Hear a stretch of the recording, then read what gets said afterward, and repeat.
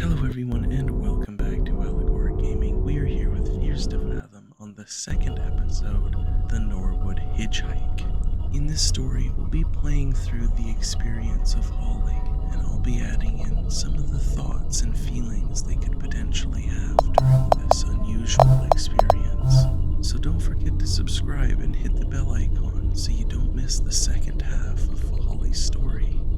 And while you're here, please like the video and drop me a comment down below. As we go through this story, do you think you'd have the same thoughts and feelings? Thank you for watching Fears to Fathom, Episode 2, Norwood Hitchhike, June 16th.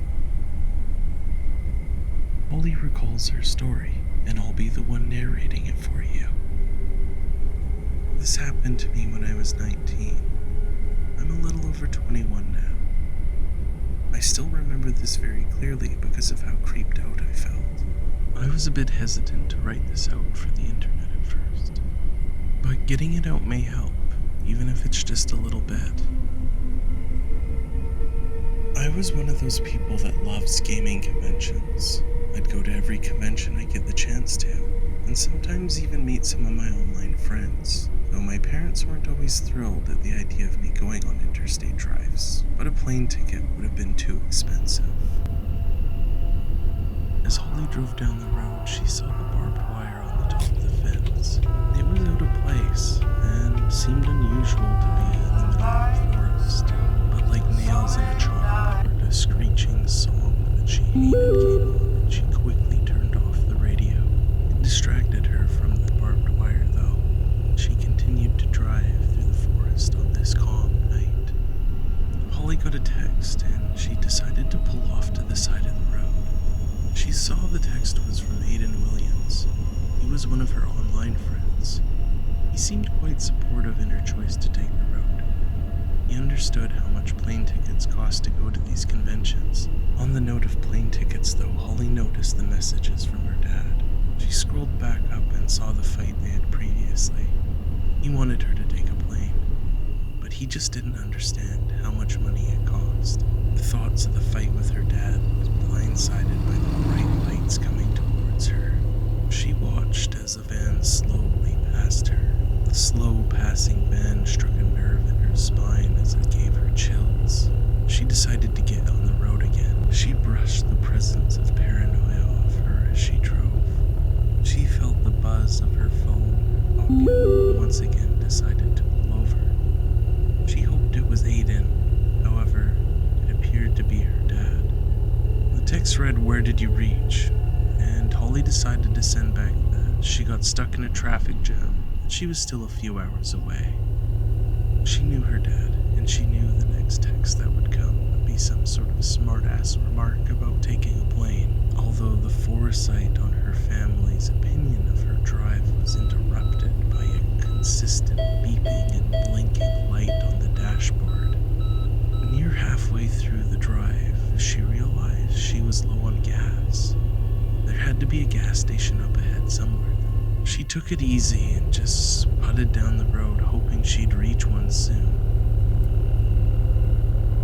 She felt her phone buzz in her pocket. She pulled over to see it was from her dad. And of course, it was a smart-ass remark about that she should have took the flight. She shook her head as she stuffed her phone back in her pocket. He didn't understand how much money that would cost, that it was something she couldn't afford to do. She felt the phone in her pocket vibrate again, but didn't answer. That's when she saw it. A person or something walked out from the road into the bush. They were all white. They had no features of any sort. It didn't even look like they were wearing clothes. The interaction had caused Holly to lose concentration. When she looked back out her front windshield, she was on the wrong side of the road. Almost missed the turn for the gas station, taking it late, and almost crashed into the first pump. Her heart was beating and thumping in her chest. She was panicking, but she was trying to drive. It was so hard to focus on it. She wanted to stare out the side window, look out into the forest to see if she could see it. But at the same time, her logical side said she needed to park the car first. She finally pulled in, although she was still quite crooked. She pulled the emergency brake and immediately stepped out and turned to look out into the forest. As she looked there, she stared out. The splotches of green and black mixed together with the blue midnight sky. It was impossible to see anything. There was no creature. There was no person in white. She shook her head. Maybe it was just paranoia again, some sort of delusion because she was tired and driving for so long. She stepped into the small gas station, and the first thing she noticed was the camera was tip-top. And that was weird. Ma'am?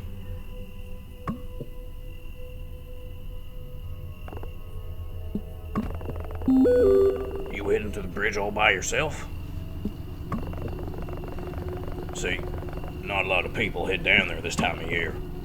You be careful. Oh, well, for about a century now, many people have been going missing down there. And the people who go looking for them, well, they never return. Locals say the Norwood Valley monster had done torn them up and hung them upside down on the trees. The story the gas station attendant had told her creeped her out, but not as much as what she saw out the window. She saw the van that had passed her earlier, stopped not at a pump, but just running near the road. She wanted to head to the door and see what was going on, but she was interrupted. Oh, and one more thing, ma'am. If you done see a woman in white or gown trying to get a ride, do not stop. Just step on the gas as hard as you can. Well, some people say she died in a car accident there on her prom night. Some say she seeks vengeance after she was murdered there. Regardless, she's out for blood. Whatever you do, never, under any dang circumstances, pick up a hitchhiker. Those people out there on the road sticking their thumbs out, they ain't what you think, ma'am. They just ain't. The gas station attendant's consistent storytelling caused her to be distracted from the van. The Norwood Valley monster freaked her out more than a stopped van. And she wanted to ask somebody if it was actually true. Huh? The big mistake. That was weird. That was the thought she had, as the man said big mistake. To make things worse, though, as she stepped out, she saw a man leaving her car. He was heading back to the van. She was panicking and she was trying to wave him down. She started yelling at him, screaming, but he just kept driving. She watched him drive off into the night, and she quickly checked her car. She had to make sure nothing was missing, but her purse was still there. She also wanted to check the trunk, but as she opened it, all of her luggage was still there. Nothing was missing. The panicked paranoia was overwhelming. She decided to just fill up the car, and as she did, she took a few breaths to help calm herself down. She decided to check her texts one more time before she left the gas station. She had one from her mom. Mom needed her to pick up some dog food for Milo. That's when she heard an engine running behind her. She quickly put down her phone to look. She thought it was the van again, but it was just another car driving by. That panicked paranoia wasn't going to leave her alone. Molly was on edge, and she no longer felt safe. She could see her hands were trembling as she carried the dog food to the counter. That'll be $5, ma'am. She didn't even reply to the man. She just slid the $5 over and walked out. As she did, she stared at the dog on the bag. Some sort of happiness was fluttering around inside of her. She couldn't help but look out into the forest for that white creature. She saw nothing. As she turned to put the dog food in the trunk, maybe this smiling dog was a sun-shining light in this dark night. There was nothing to worry about. She just wanted to get home to see Milo. The faster she could just get home, away from these weird stories, weird people, and whatever the hell was going on here. But as she went to turn the car over, there was a loss of power for a second. She just chalked it up to it being an old car. Hit the gas. It was a little weird, but she just shrugged it off and kept driving. Her mind started to wander, and she had a thought. Being on the road, you do realize a thing. Monsters truly do exist.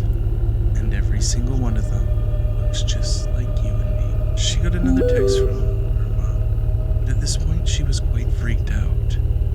She was hesitant to pull over, so she got to a straight stretch and pulled out her phone, and she quickly read something about asking if the food was expired.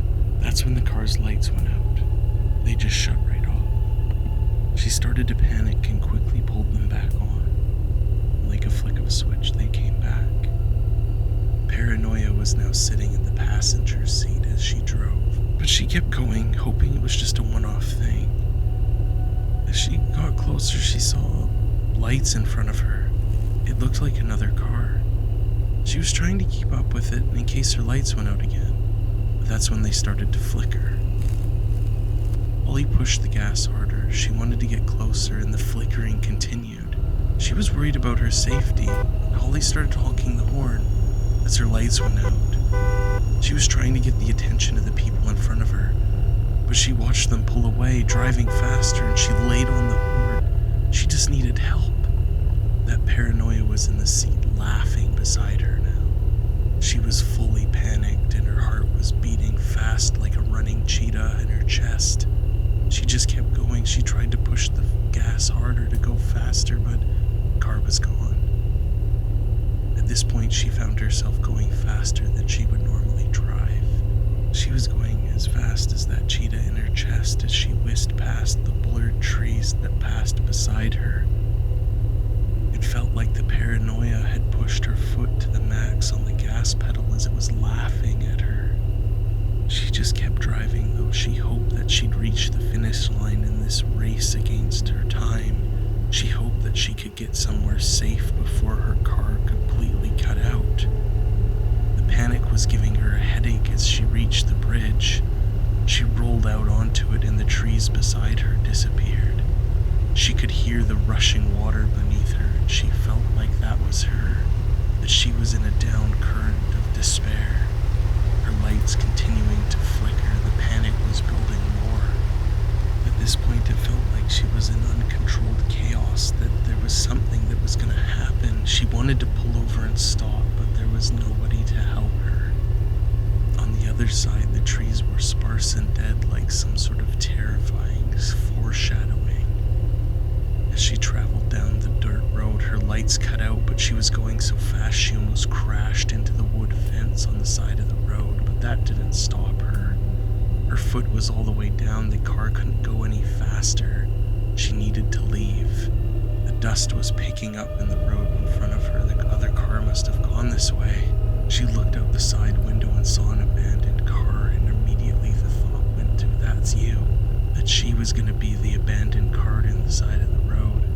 She gunned it, and as she did, she saw a rabbit crossing in front of her, and she slammed on the brakes, turning hard to the left and putting the car into the cabbage. She crashed through all the scratching bushes. It screeched and scratched all the side of the paint as she pulled back out, the cracking of twigs beneath her tires. She didn't care. She needed to leave. The moonlit sky illuminated more of the land than her flickering lights as she passed under some sort of abandoned building. Thoughts of scary movies about being abandoned in hillside with creepy people took a hold of her mind, and that's where things got very weird that night. There were two big logs in the middle of the road blocking the way ahead.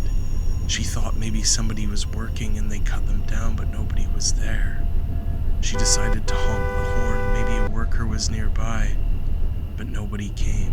She pushed aside that panic and stepped out, taking a breath of fresh air. The panic and paranoia whisked away. It almost seemed as if somebody had deliberately put the logs there. She brushed away the remaining paranoia and told herself to not think much of it. She looked around for the worker and back to her car to see if there was anyone to help her.